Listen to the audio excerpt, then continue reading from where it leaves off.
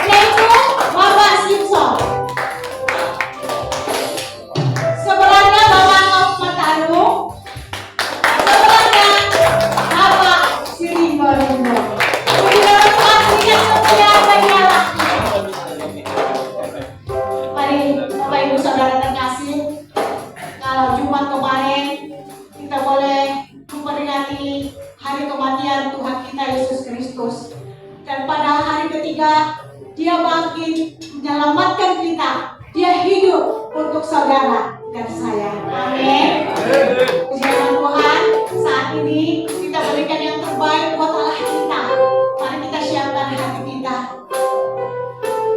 Kita berdoa.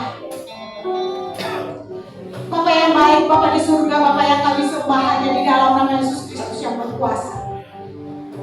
Kami bersyukur Tuhan Yesus kalau saat pagi hari ini kami boleh bersatu dengan saudara-saudara kami yang sangat kami kasihi ini Tuhan Yesus.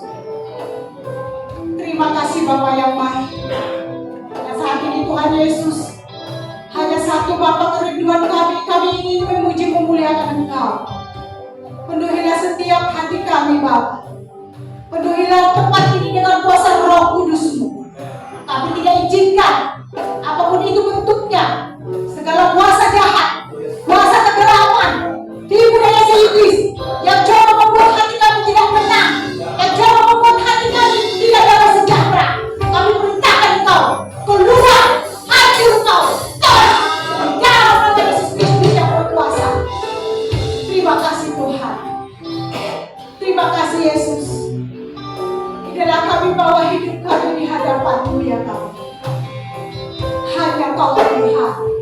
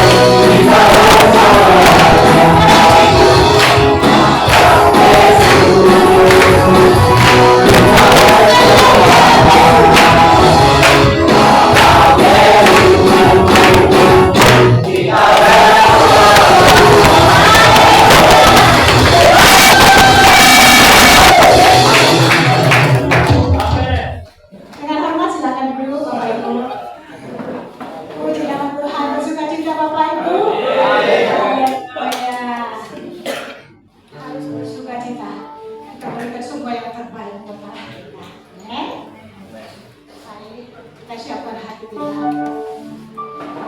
Terima kasih Tuhan Yesus yang baik. Biarlah sukacita penuh hanya kami persembahkan untuk kemuliaan-Mu ya Bapa. Saat ini ya Tuhan, kami bukakan hati kami. Kami mau mendengarkan firman-Mu Tuhan Yesus. Karena kami percaya Engkau adalah Allah yang luar biasa. Engkau sanggup membukakan jalan di tengah lautan. Kami hanya berserah ya Bapa. Mari katakan di hadapan Tuhan, Kau bukakan jalan di lautan.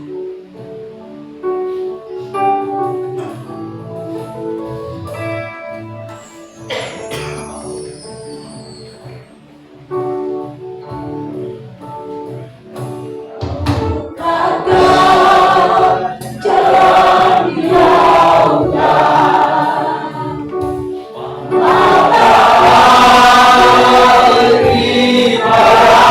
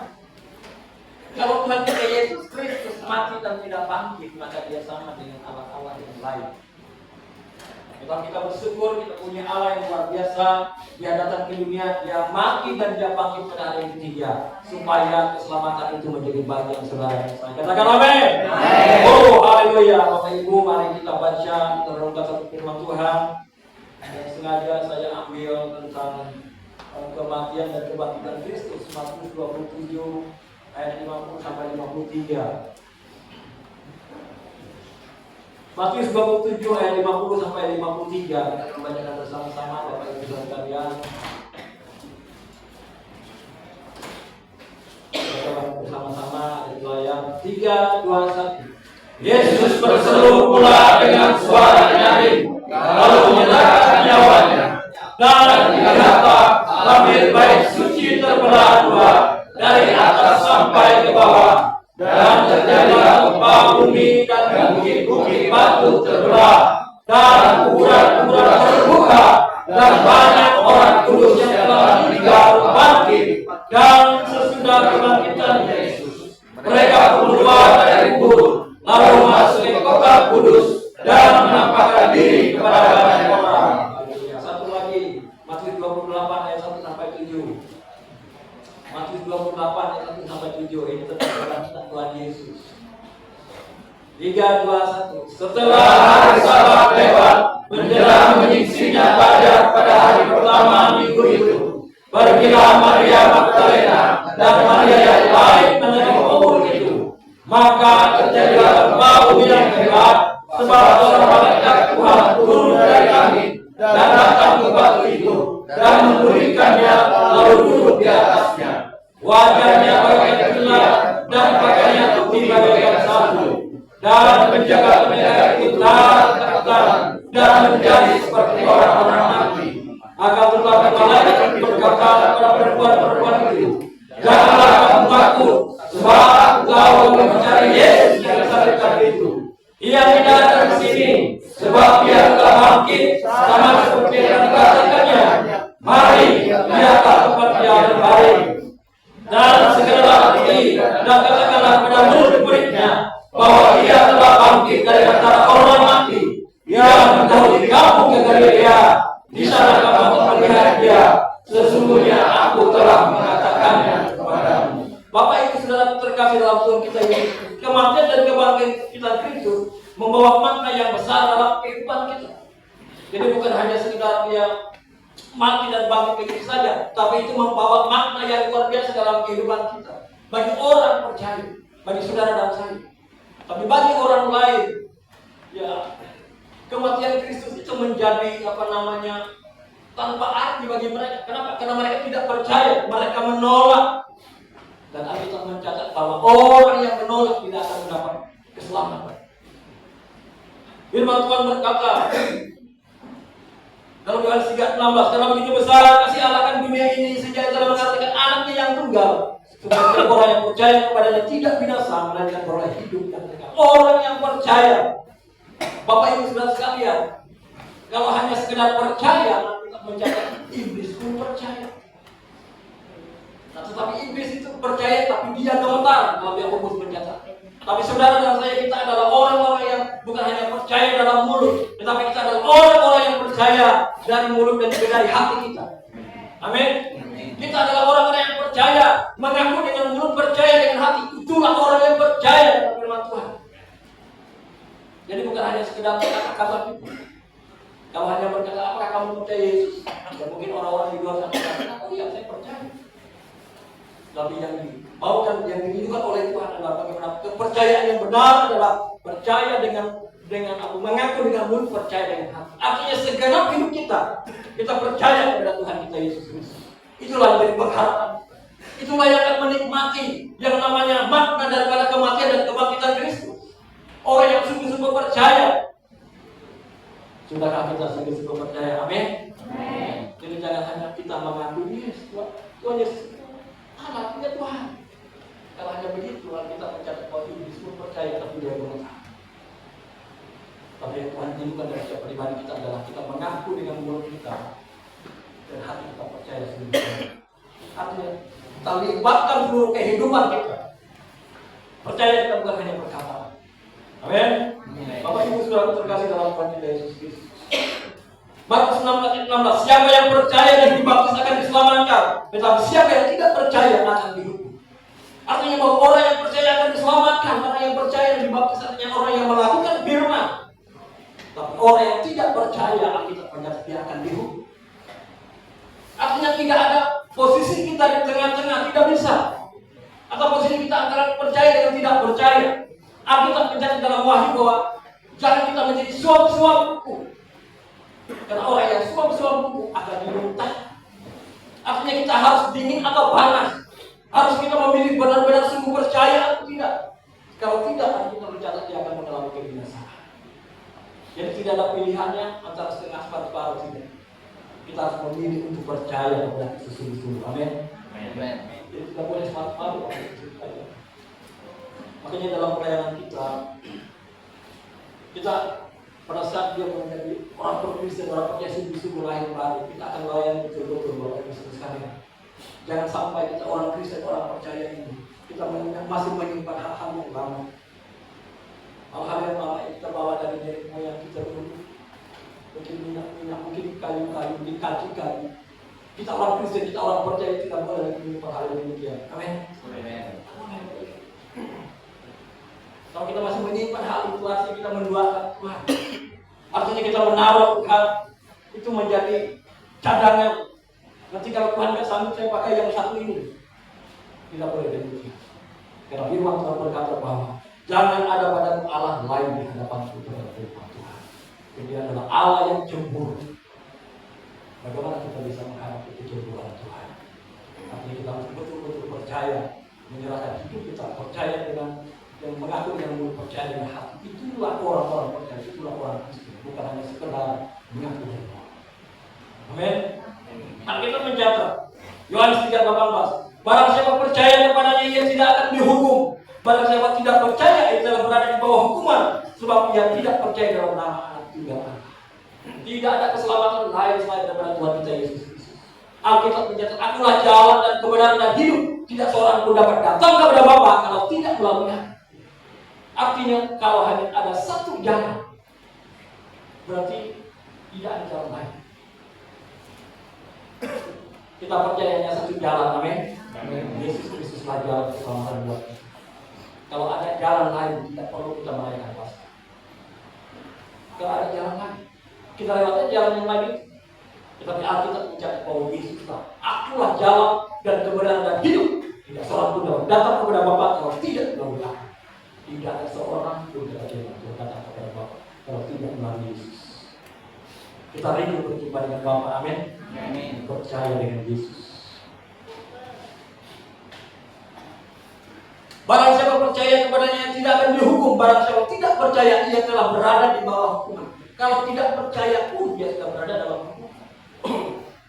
Jadi saudara saya dalam orang yang percaya katakan amin. Amin. Tuhan Bapak Ibu, Alkitab mencatat bahwa tidak ada budaya yang netral lagi dalam hidup. Kalau kita mengambil posisi, saya mengambil setengah percaya atau setengah tidak percaya, tidak bisa. Wahyu 3:16 bilang begini, jika karena engkau suam-suam kuku dan tidak ingin dingin atau panas, aku akan memuntahkan engkau dari kulit. Jadi kita harus memilih untuk hidup di dalam Tuhan. Takut kepada supaya kita apa? Supaya kita mengalami keselamatan dari Tuhan. Amin. Bapak Ibu sudah dikasih dalam Tuhan Yesus. Dalam Roma 10 ayat 9-10 bilang begini. Sebab jika kamu mengaku dengan mulutmu bahwa Yesus adalah Tuhan dan percaya dalam hati bahwa Allah telah membangkitkan Dia dari antara orang mati, maka kamu akan diselamatkan. Karena dengan hati orang percaya dan dibenarkan, dan dengan mulut orang mengaku dan diselamatkan. Artinya kalau kita percaya, mengaku dengan mulut, percaya dengan hati.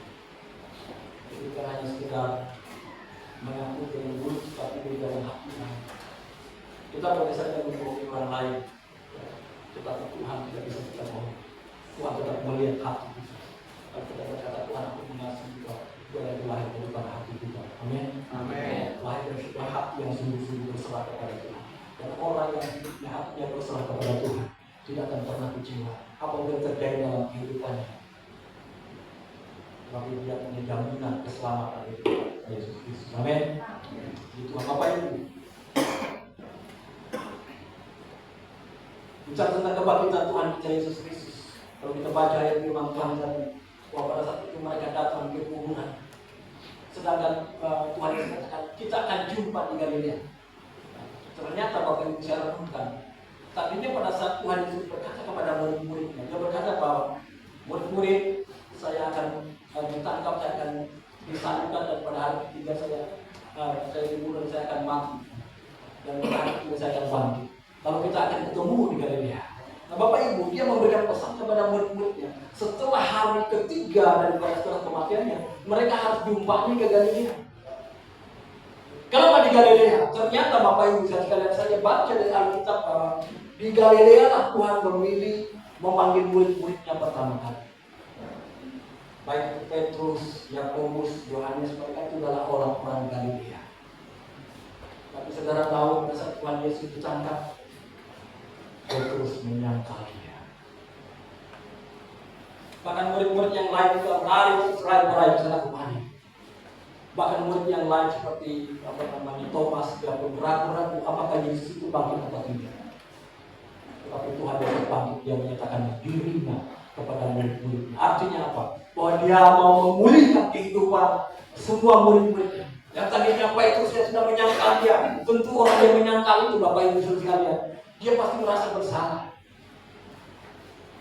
Menyangkal kepada gurunya. 3 tahun dia bersama dengan gurunya. Setiap hari bersama dengan gurunya, makan bersama dengan gurunya, jalan bersama dengan gurunya. Tetapi pada saat Tuhan Yesus ditangkap, orang bertanya kepada dia, kamu mengenal Yesus? Tidak, saya tidak mengenal Dia. Lalu Tuhan Yesus ingatkan bahwa sebelum ayam berkokok 3 kali, kamu telah menyangkal aku. beban bagi Petrus. Tapi saudara pada saat Tuhan Yesus bangkit, pertama kali yang dia temui adalah Petrus. Supaya apa? Supaya memulihkan hati Petrus. Bahkan di Galilea mereka berjumpa dan Tuhan berkata kepada Petrus, Petrus, apakah engkau mengasihi aku? Benar Tuhan, engkau tahu aku mengasihi engkau. Kebalikanlah aku di depan. Dan ketiga kali Tuhan bertanya, Petrus, apakah engkau mengasihi aku? Benar Yesus Tuhan, engkau tahu aku mengasihi engkau. Tuhan, gembalakanlah aku. Dan ketiga kali Tuhan Yesus bertanya, Petrus, apakah engkau mengasihi aku? Engkau tahu Tuhan, hati Petrus ini. Engkau tahu Tuhan, aku mengasihi engkau. Tuhan Yesus katakan, gembalakanlah aku. Artinya bahwa Tuhan Yesus memulihkan hati Petrus. Jika 3 tahun yang lalu saat Tuhan Yesus bertemu dengan Petrus, Tuhan Yesus berjanji bahwa engkau tidak lagi menjadi penjala ikan, tetapi menjadi penjala manusia. Tapi saat dia hancur, Tuhan Yesus pulihkan dia, lalu Tuhan ingatkan kembali visinya bahwa dia harus memimpin dan mengembalakan jiwa-jiwa. Itulah Tuhan kita Yesus kita baik. Amin. Dia mengasihi. Tidak kita mendengar Tuhan Yesus marah-marah kepada Petrus. Petrus, kamu udah menyangkal aku, sini kamu. Ya. Dia memanggil Petrus dengan Petrus, apakah engkau mengasihi aku? Ini terjadi rekonsolidasi yang luar biasa, pemulihan hati yang luar biasa. Maka Petrus menjadi kembali pulih kembali, dan Alkitab mencatat setelah dia pulih, dialah yang berkorban dan sekian ribu orang bertobat pada hari pertama mereka berbaru kudus. Karena dia sudah dipulihkan. Amin. Jadi keinginan Tuhan Yesus memulihkan saudara dan saya. Dia bangkit untuk memulihkan saudara dan saya. Apapun persoalan kita hari ini, Bapak Ibu Saudara sekalian, mungkin kita dalam tekanan, mungkin dalam hidup kita ada rasanya tidak nyaman, mungkin dalam hati kita ada perasaan yang tidak enak, atau ada pergumulan yang sedang kita hadapi. Mari datang kepada Tuhan Yesus. Dia sanggup memulihkan saudara. Amin. Dia datang ke dunia, dia bangkit untuk memulihkan hati Petrus. Dan saya percaya bahwa dia datang ke dunia, dia bangkit untuk memulihkan saudara dan saya. Hari ini kita belajar Bapak Ibu sekalian, sedikitnya ada 3 hal makna kematian dan kebangkitan Kristus bagi kita. Kalau tadi dikatakan bahwa ada tema Kristus bangkit kembali kemanusiaan kita. Kalau saya berikan judul hari ini bahwa kematian dan kebangkitan Kristus memberikan kemenangan yang besar bagi kita. Amin. Amin. Kematian dan kebangkitan Kristus memberikan kemenangan yang besar bagi kita. Sedikitnya ada 3 hal Bapak Ibu Saudara sekalian, makna kematian dan kebangkitan Kristus bagi kita. Jangan kita lewatkan perkara. Hal yang pertama adalah kematian dan kebangkitan Kristus itu menjadi fondasi iman kita. Alkitab mencatat 1 Korintus 15 ayat 17. Dan jika Kristus tidak dibangkitkan, maka sia-sialah kepercayaan kamu dan kamu masih hidup dalam dosa. Artinya bahwa kematian dan kebangkitan Kristus itu adalah fondasi bagi iman kita. Alkitab mencatat kalau seandainya Kristus Yesus tidak bangkit, Bapak Ibu sekalian, maka sia-sialah iman kita. Bahwa ternyata kita punya Allah yang salah, punya iman yang salah. Kenapa? Ternyata kita percaya kepada Yesus yang tidak bangkit dari kematian. Tetapi Alkitab mencatat dengan jelas bahwa dia telah mati dan pada hari yang ketiga dia bangkit. Berarti dia adalah Allah yang benar. Amin. Dia adalah Tuhan kita, dia Allah kita. Itulah jaminan buat kita Bapak Ibu Saudara sekalian. Meskipun kita di dalam dunia ini, ya mungkin umur kita 60, 70, 80 tahun, kita akan meninggalkan dunia ini. Tapi ada satu jaminan kehidupan kekal buat kita. Kenapa? Karena Yesus sudah memberikan jalan bagi kita. Kalau dia sudah mati dan pada hari yang ketiga yang bangkit, maka saudara dan saya, kalaupun kita mengalami kematian, kita akan mengalami kebangkitan bersama. Amin. Itu jaminan buat Alkitab mencatat, dan jika Kristus tidak dibangkitkan, maka sia-sialah kepercayaan kamu. Kalau dia tidak bangkit, maka sia-sia iman kita. Sia-sia kita ibadah hari ini. Itu apa? Kalau dia tidak bangkit, sia-sia kita melayani Tuhan. Sia-sia yang dilakukan oleh Paulus, sia-sia yang dilakukan oleh Petrus. Tapi karena mereka tahu, rasul-rasul itu tahu bahwa apa yang mereka beritakan itu adalah kabar yang benar, Alkitab mencatat, sejarah gereja mencatat bahwa ke-11 rasul itu ataupun ke-12 rasul itu ada satu yang menggantikan si Yudas namanya Matias. Hampir semua dari mereka adalah orang-orang yang dibunuh karena iman mereka. Dibunuh secara martir karena membela iman mereka. Karena mereka memberitakan Injil. Bapak Ibu saya mau bilang, kalau mereka memberitakan kabar yang bohong, gak akan mau mereka menyerahkan nyawa. Betul? Amin? Gak ada siapa yang mau gara-gara kabar bohong, gara-gara hoax kita mau mati. Mana ada? Tapi karena mereka tahu apa yang mereka kabarkan, apa yang mereka sampaikan itu adalah kabar kebenaran, maka nyawa pun hilang pun tak apa-apa. Karena dia tahu jaminannya bahwa orang yang percaya dalam Kristus akan menerima kehidupan yang kekal. Tidak ada, mereka tidak bertetap. Karena apa yang mereka sampaikan itu adalah kabar yang benar, adalah kebenaran. Mereka saksikan sendiri, mereka melihat sendiri bagaimana Yesus melakukan mujizat.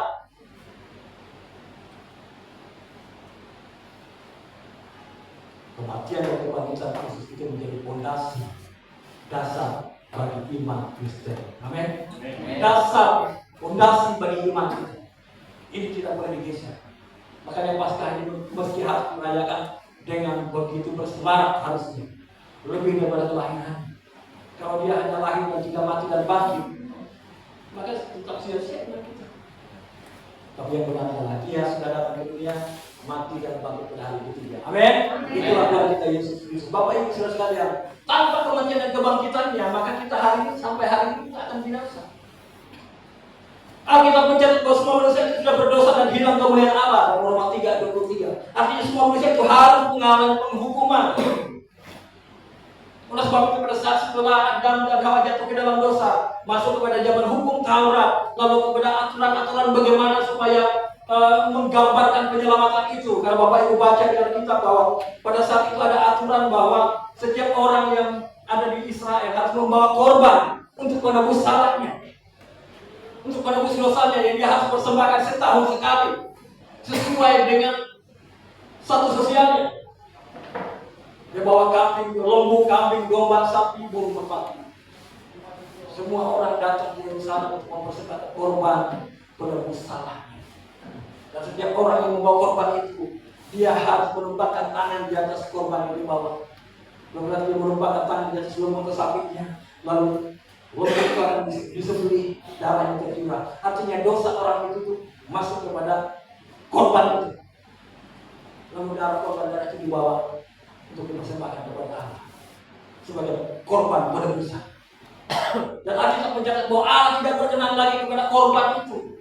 Dia memberikan satu pribadi yang menjadi berkorban buat kita, yaitu Tuhan kita Yesus Kristus. Amin.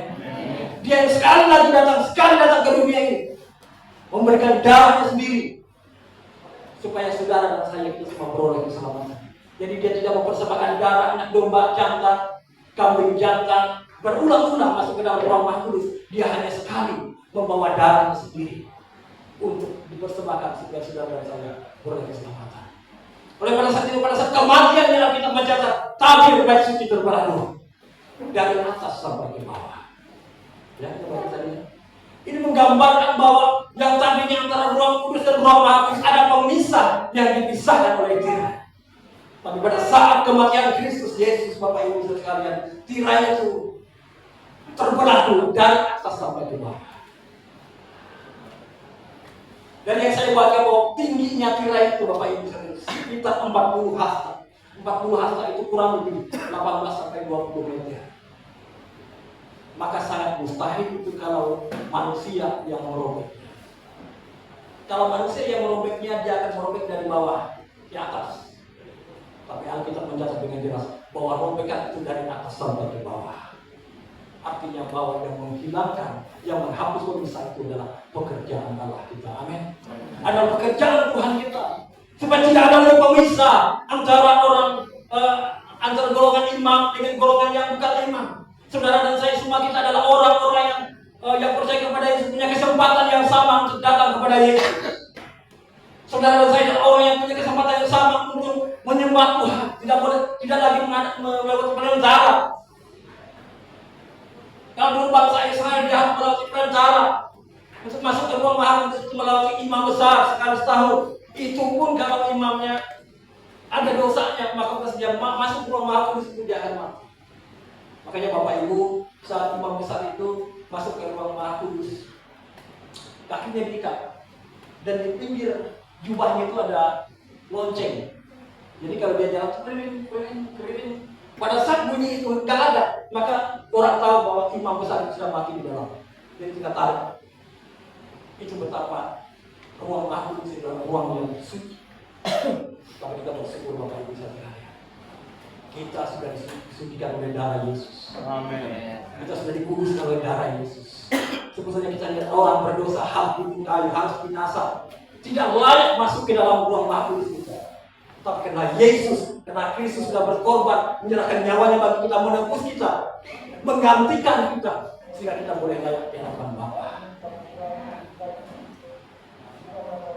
Jadi saya mau bilang bahwa semua kita tempat ini, kita meskipun kita di kamar kita, di tempat kita bisa datang langsung menghadap Allah kita. Kenapa? Karena ada seorang perantara yang sudah menebus kita, ada seorang perantara yang sudah menyucikan kita, ada darah yang sudah dicurahkan bagi kita, itu darah Tuhan kita Yesus Kristus. Amin. Saudara dan saya adalah orang yang bebas untuk datang kepada Allah, karena kita sudah ditebus. Jadi kematian dan kebangkitan Kristus itu adalah dasar, adalah fondasi bagi iman percaya kita.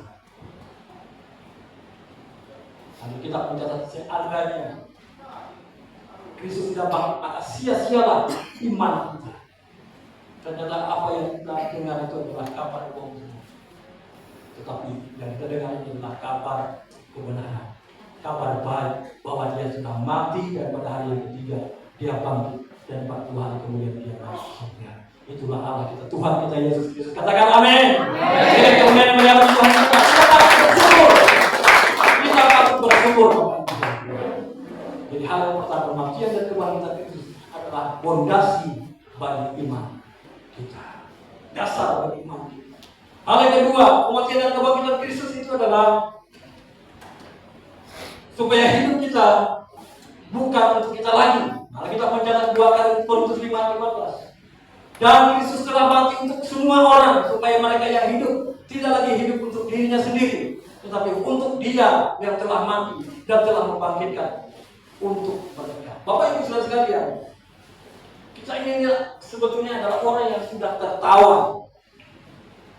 Hidup kita ini sudah ada dalam kuasa dosa, kuasa maut.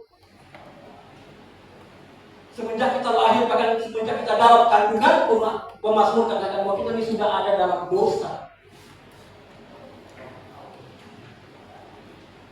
dalam kuasa maut, dalam ikatan dosa. Nah, oleh sebab itu kita harus memerlukan pembebasan. Kalau tanpa pembebasan kita pada saat kita meninggalkan dunia ini, maka kita akan masuk ke dalam penghukuman kita. Tapi kita bersyukur bahwa kita Yesus Kristus dia dalam dunia adalah untuk menebus saudara dan saya. Alkitab mencatat dia menebus kita bukan dengan barang yang panas, bukan dengan emas dan perak, tapi oleh darah yang mahal. Dia menebus saudara dan saya, dia membeli kita. Pada saat dia ada dalam di kayu salib, tergantung di kayu salib, terjadi transaksi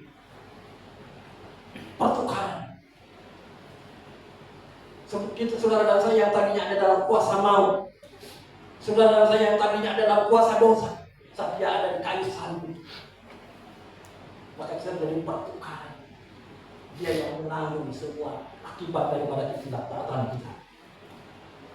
Dia yang menanggung semua akibat daripada dosa kita.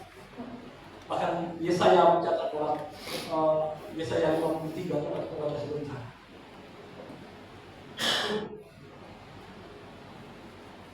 Yesaya 53.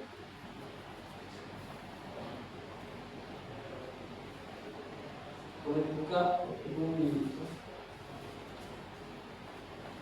Yesaya 53 ayat 1 sampai 40.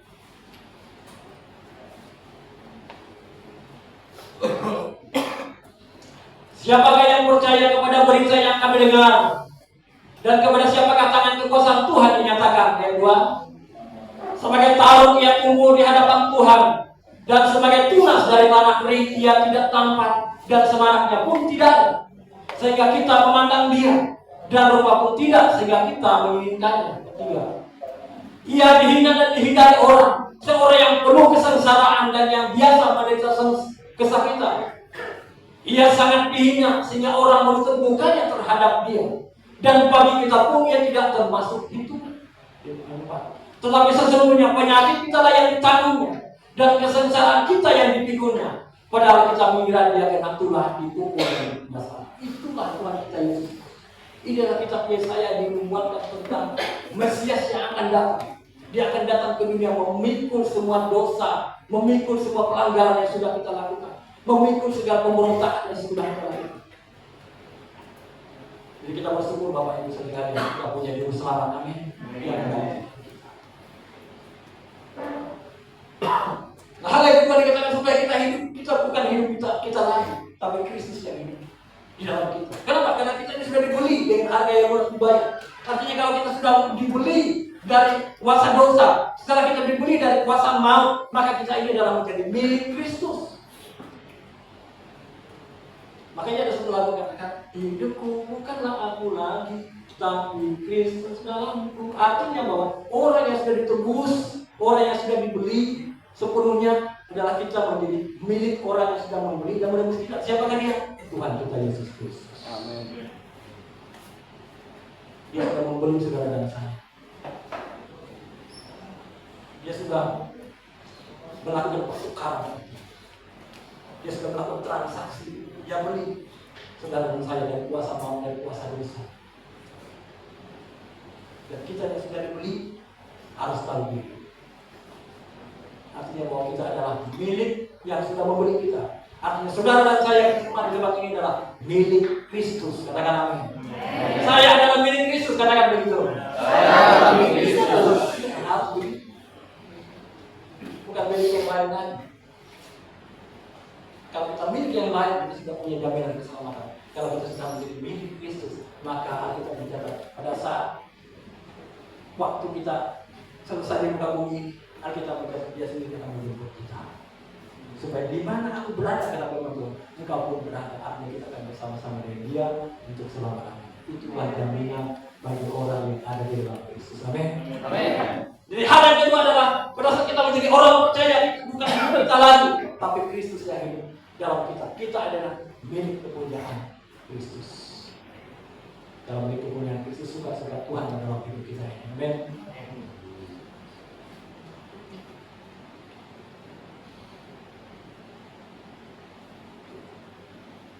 1 Petrus 1 ayat 18-19. Sebab kamu tahu bahwa kamu telah ditebus dari cara hidupmu yang sia-sia, yang kamu warisi dari nenek moyangmu.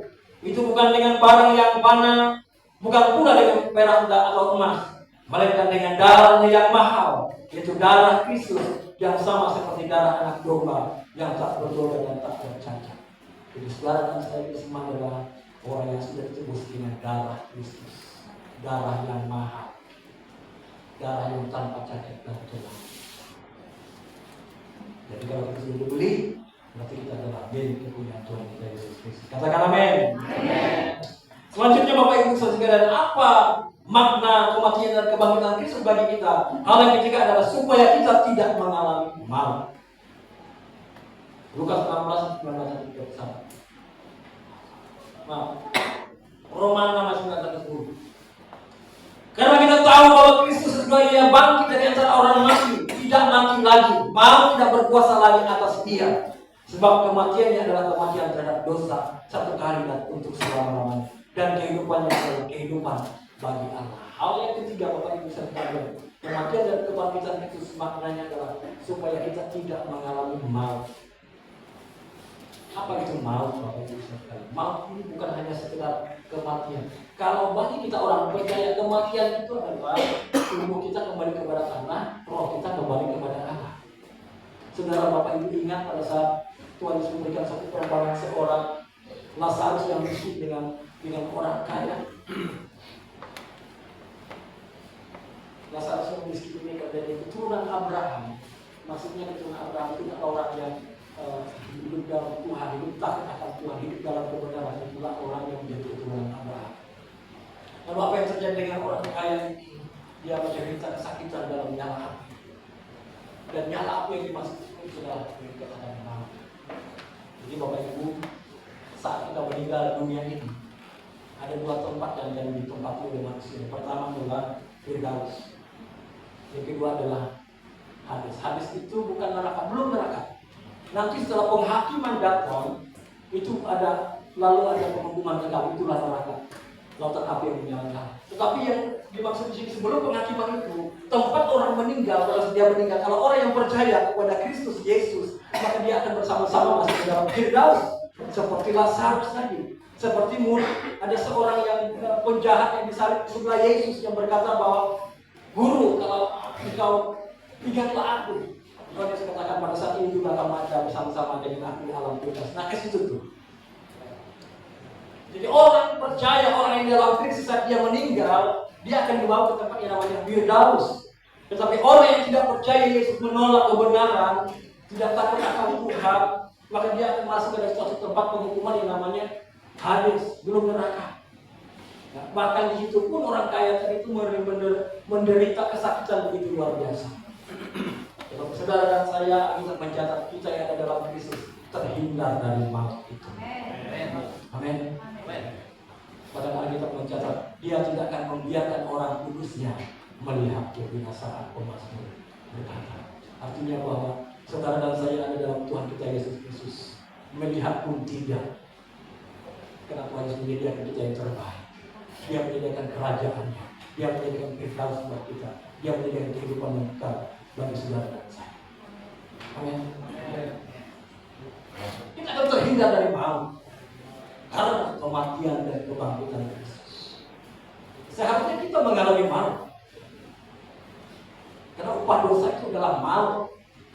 Tetapi Tuhan Yesus tanggung, pikul itu semua, supaya saudara dan saya tidak mengalami itu. Dia pikul, dia tanggung, supaya saudara dan menerima kehidupan kekal dalam kerajaan. Jadi Bapak Ibu sekalian, Yohanes 11 ayat 25-26. Jawab Yesus, akulah kebangkitan dan hidup. Barang siapa percaya kepadaku, dia akan hidup walaupun dia sudah mati. Dan setiap orang yang hidup dan yang percaya kepadaku tidak akan mati selama-lamanya. Percaya engkau akan hal ini?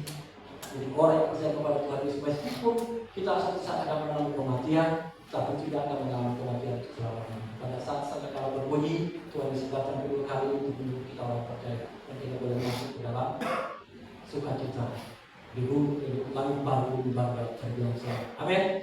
Itulah jaminan buat kita. Orang yang percaya sekali lagi tidak akan mengalami maut, tidak akan melihat kebinasaan dari Tuhan. Jadi kita bersyukur kematian dan kebangkitan Kristus menghindarkan kita dari maut dan kematian kekal. Amin. Itulah makna Paskah. Kalau Tuhan Yesus tidak mati dan tidak bangkit, maka kita akan mengalami maut, maka kita akan mengalami kematian kekal. Dan kita bersyukur lagi dia adalah mati dan bangkit buat kita, supaya kita mengalami sebuah kehidupan kekal. Dia menebus saudara dan saya, supaya kita tidak mengalami maut dan kita bersama dengan dia dalam kerajaan. Amin. Itulah firman Tuhan buat kita. Mari kita berdiri, Bapak Ibu sekalian. Saya ingin mengajak kita sekali dalam firman Tuhan ini.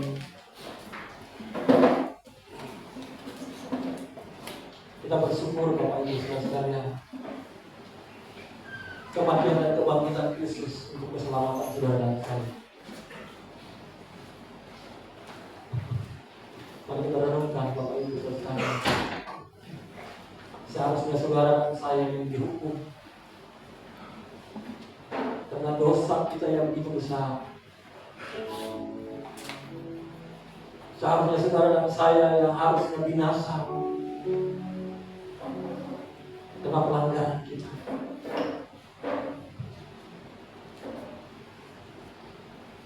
Coba kita renungkan betapa besar dosa dan pelanggaran kita yang kita lakukan.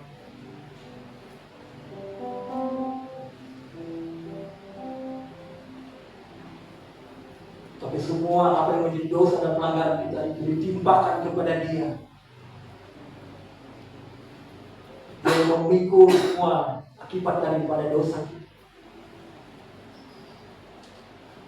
Baik itu kutuk, sakit, penyakit, kelemahan tubuh, kegelisahan, kekhawatiran, ketakutan. Dia rela ikut itu semua. Terima kasih Tuhan Yesus.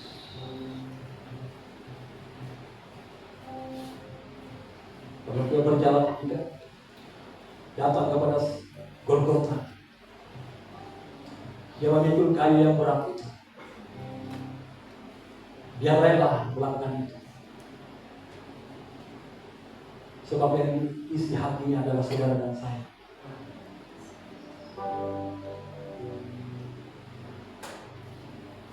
Oleh sebab itu pada saat di Taman Getsemani, dia berkata bahwa kalau boleh cawan ini berlalu daripada, tapi bukan kehendak yang jadi. Dan kehendak Tuhan adalah bagaimana dia berjalan menuju kepada salib itu. Dia rela tertatih-tatih naik ke bukit Golgota.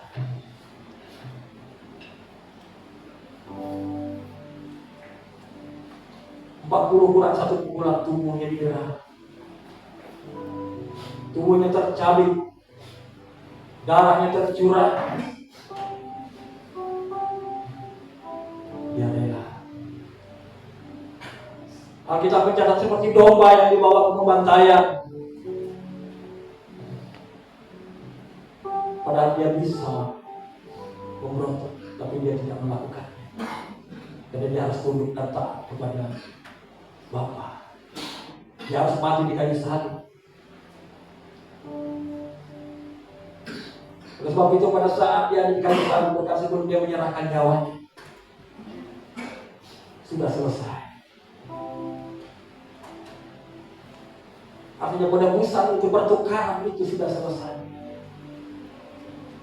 Dan hidup yang kita hidup sekarang adalah hidup dalam kuasa kebangkitannya. Sebab itu kita patut mengucap syukur kepada Yesus. Apapun dosa, pelanggaran kita yang kita lakukan sampai pada hari ini, kabar baiknya dan dia sudah menebus kita. Dia sudah menanggung akibat dari dosa dan pelanggaran kita. Oleh karena kasih karunia-Nya, bukan karena kebaikan kita, bukan karena kesalehan kita,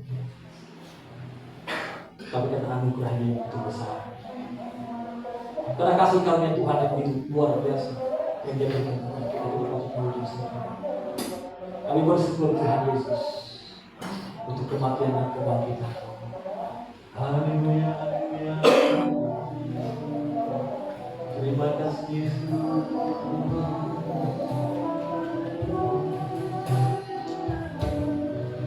Terima kasih Yesus. Mari kita naikkan pujian ini. Bagi Dia, bagi Dia, segala pujian, hormat serta syukur, terkasihlah bagi Dia, segala pujian, hormat serta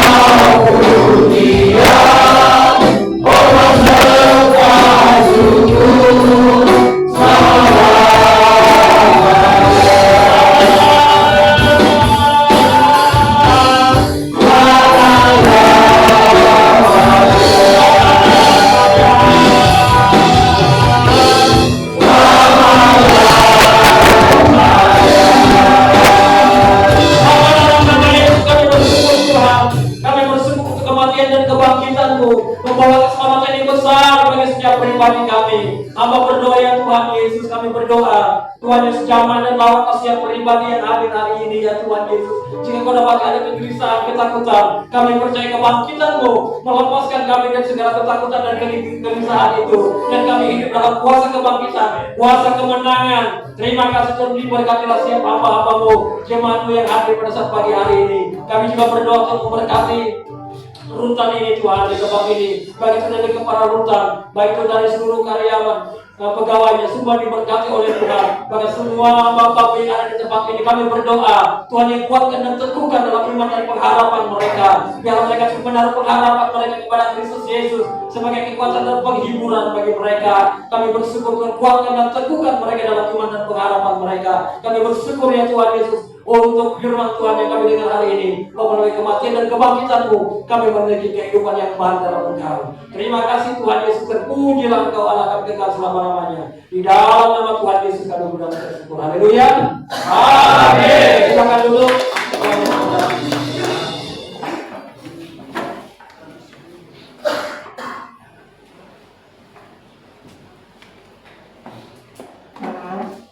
Puji nama Tuhan.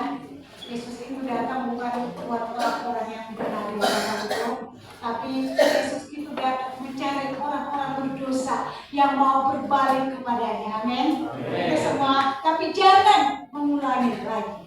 Tuhan Yesus. Tapi saya percaya kita semua orang-orang yang diberkati Tuhan. Amin. Puji nama Tuhan. Sebelum kita memberikan persembahan kita, Ibu Dewi bawa kita dalam doa persembahan.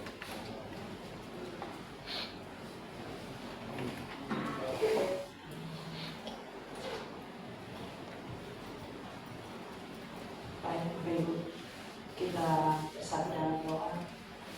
Bapa yang kami sembah di dalam nama Tuhan Yesus, kami bersyukur pagi hari ini Tuhan, kami boleh ada beribadah, memuji dan memuliakan nama Tuhan.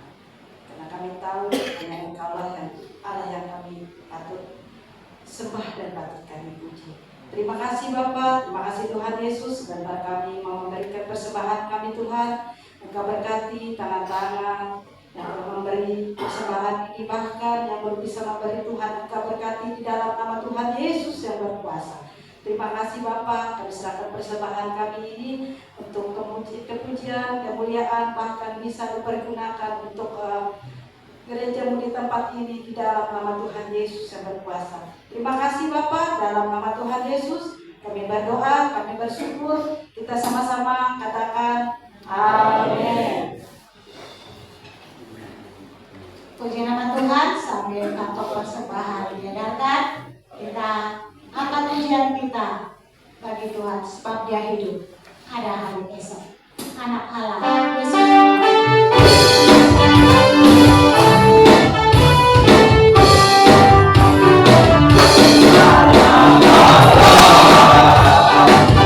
Yesus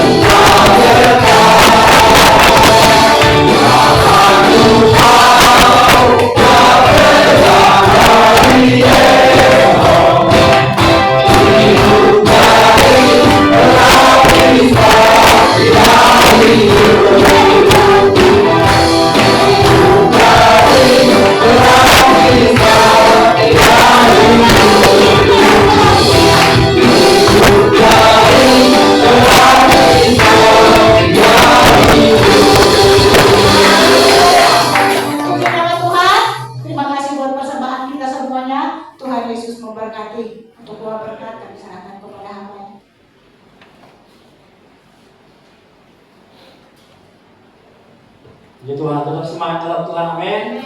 Mari kita bangkit berdiri, Bapak Ibu sekalian. Kami memuji kebesaran.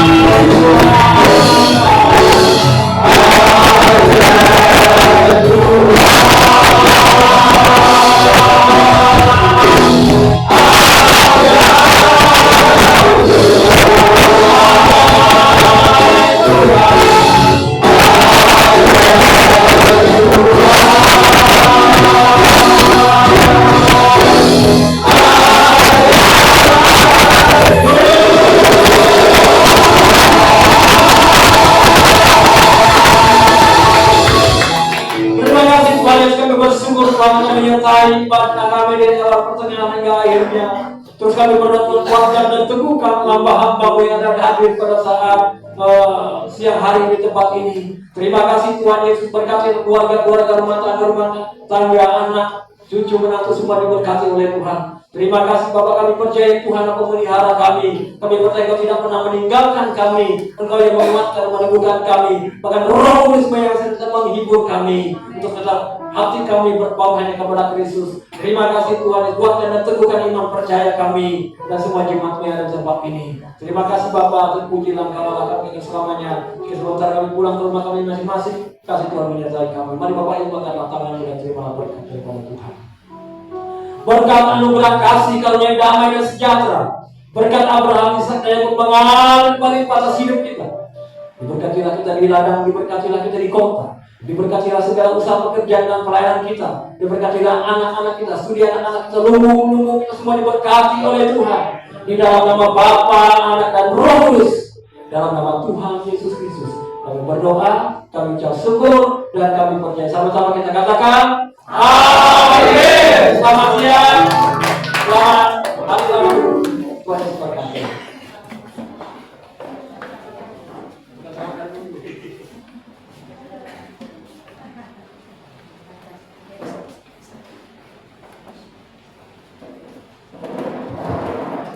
Haleluya, haleluya. Ibadah kita selesai. Terima kasih kembali pada aktivitas Barigas Mutuayan, Malang Raya, Pendeta Peru Stefan. Kami mohon dapat berdiri di depan untuk ucapan terima kasih kami.